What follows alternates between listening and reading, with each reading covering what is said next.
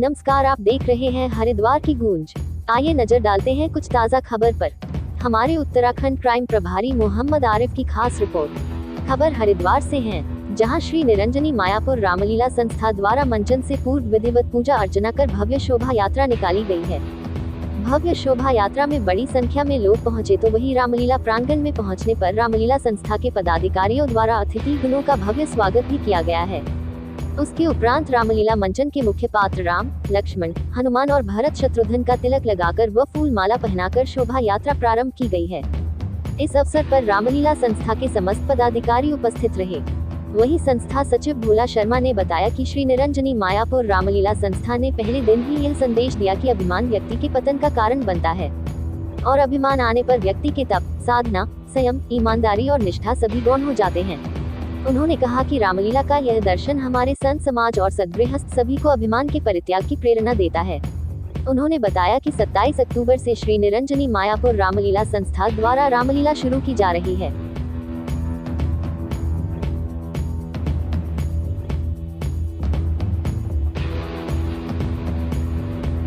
तो मीडिया पटवारियों का कारण क्या है, समाज में क्या हो रहा है उसको दिखाना, आप लोगों के माध्यम से लोगों को जागरूक करना ये बहुत ज़रूरी है। श्री निरंजनी रामलीला अपने चौथे वर्ष में प्रवेश कर रही है और बहुत ही सुंदर मंचन आप लोगों के मध्य में लेके आ रही है। मंचन कुछ इस प्रकार से होगा कि दूसरी बार ही आप रामलीला के अंदर एक LED देखेंगे। इस LED में सबसे देखने वाली चीज़ ये होगी कि जो इसके ग्राफिक्स तैयार किए गए हैं पूरी रामायण के आधार पर तैयार किए गए हैं, स्पेशल दिल्ली से तैयार करवा के मंगवाए हैं। जिस प्रकार का दृश्य होता है उस प्रकार के इसके ग्राफिक्स बनाए गए हैं। काफ़ी कला इसमें बहुत मेहनत की गई है। LED और ग्राफिक्स का उपयोग हम इसलिए कर रहे हैं कि आने वाली हम जो युवा पीढ़ी देख रहे हैं, जो बच्चे हैं छोटे से बड़े, वो सारा दिन मोबाइलों में ही लगे रहते हैं। तो कुछ ना कुछ लोगों तक की छोटे छोटे आने वाली पीढ़ियों को पता रहना चाहिए कि भगवान राम कौन थे, हनुमान जी महाराज कौन थे और क्या उनका पूरा वर्णन उन लोगों को पता होना चाहिए।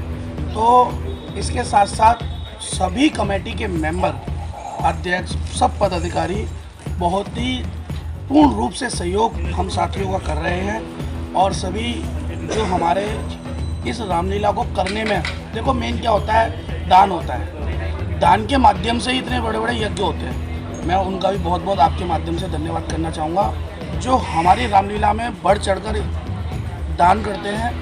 और उनके दान का उपयोग हम इस प्रकार से करते हैं कि आप सब लोगों के बीच में इतनी बढ़िया लीला हर वर्ष करते आ रहे हैं। इसके साथ साथ मैं आपको बताना चाहता हूँ, पंचपुरी का हाट कहा जाने वाला ऋषिकुल मैदान, इस वर्ष भी वहाँ पर आपको दशहरा महोत्सव देखने को मिलेगा। 12 अक्टूबर को 3 पुतले दिल्ली से आए हुए कारीगरों द्वारा तय किए जा रहे हैं। इस बार कुछ हमारे जो दशहरा महोत्सव के कमेटी के प्रधान हैं श्री जोनी अरोड़ा जी, उन्होंने पिछले साल एक आग्रह किया था कि बोला भैया रावण का जो पुतला लगाएंगे तो कुछ नया करना है उस बार।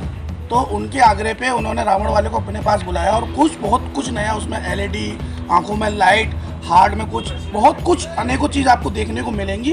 कोशिश रहेगी कि 11 अक्टूबर को दशहरे के पुतले ग्राउंड में खड़े कर दिए जाएँ ताकि पब्लिक का उत्साह बना रहे। और आप सबसे मेरा हाथ जोड़ निवेदन है कि रामलीला का मंचन देखने जरूर अपने बच्चों को साथ लेकर आए ताकि आने वाली पीढ़ी को पता रहे मेरे भगवान राम कौन थे और हनुमान जी महाराज कौन थे और किस प्रकार से आज हनुमान जी महाराज और राम जी भगवान की दोस्ती का वर्णन देकर दोस्ती बनाई जाती है। ये सबको पता रहे। आपका बहुत बहुत धन्यवाद। सभी पदाधिकारियों का धन्यवाद। यहाँ पर मौजूद सभी लोगों का बहुत बहुत धन्यवाद। चरित्र चित्रण रामलीला के रूप में हम पिछले कई वर्षों से करते आ रहे हैं और इस बार पुनः नई भव्यता के साथ, नए आलोक के साथ, नई सीनरियों के साथ और हमारे कलाकारों द्वारा बड़ी मेहनत करी जाएगी। और भगवान का चरित्र चित्रण जो हर वर्ष रामलीला के रूप में हम यहाँ पर करते आए हैं सोमनाथ पार्क के अंदर, इस बार पुनः हम इस रामलीला को भव्यता के साथ मंचन करेंगे। भगवान हनुमान जी का आज प्रमुख रूप से हम आह्वान करते हैं, भगवान हनुमान हमारे संरक्षण करें, हमारे सुरक्षा दें और ताकि हम इस बड़े यज्ञ को, इस आयोजन को और दिव्यता भव्यता के साथ भगवान के चरणों में समर्पित कर सकें। वर्णन करता हूँ कि हमारी रामलीला पिछले लगभग 4 वर्षों से हम कर रहे हैं। चौथा वर्ष इस बार हमारा है श्री निरंजनी रामलीला संस्था।